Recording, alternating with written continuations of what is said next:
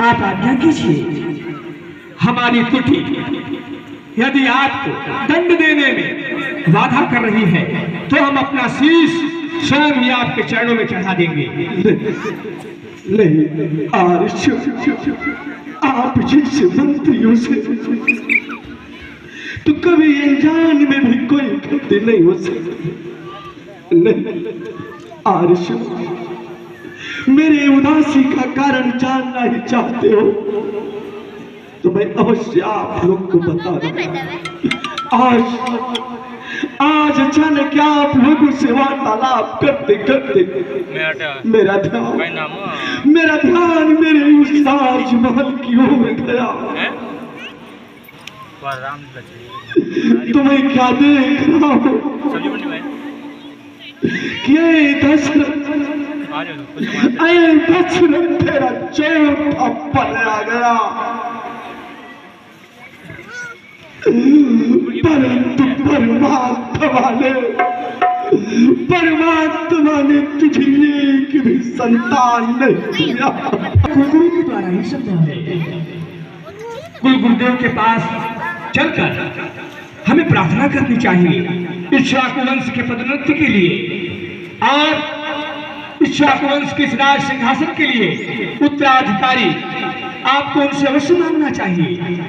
उनके पास ही इस प्रश्न का उत्तर है। भगवान हम सब आपको चरण लागे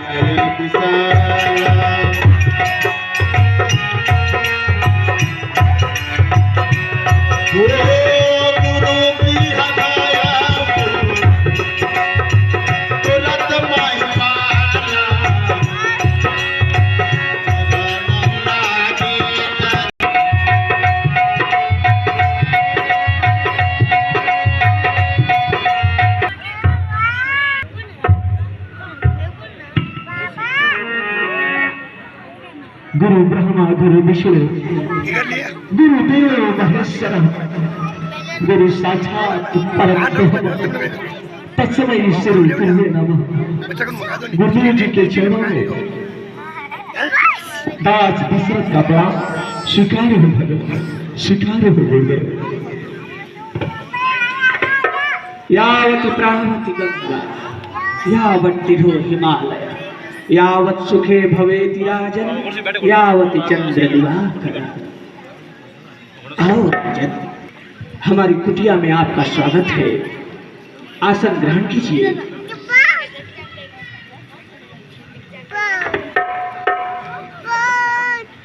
राजन आज्ञा हो ना।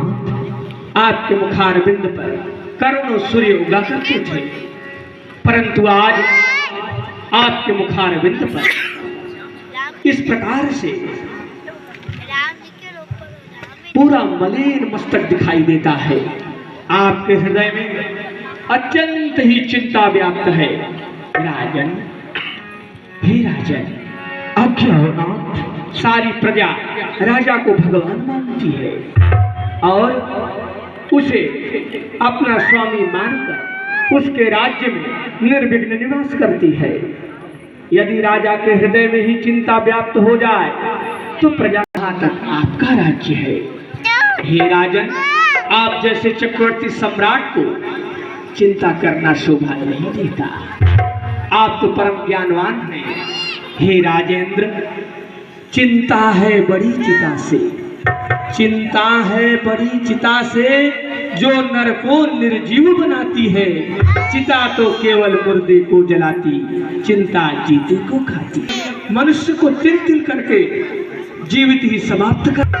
चिता तो का कर्तव्य, आपका कर्म और आपके यह शरीर आपका नहीं है, यह किसी और का है, जिसकी रक्षा, जिसका पालन सब आपके ऊपर निर्भर करता है। राजन, यदि पालक ही चिंतित रहे तो पालन कैसे संभव है? इसलिए आपको चिंता करना नहीं चाहिए, परंतु सब कुशल ही कुशल है ना, परंतु गुरुदेव हर सब बुध मंगल कुशली नाथी है, तुम्हारे चरण प्रताप एक बात बिन रहनी होती है, होती है का संताप।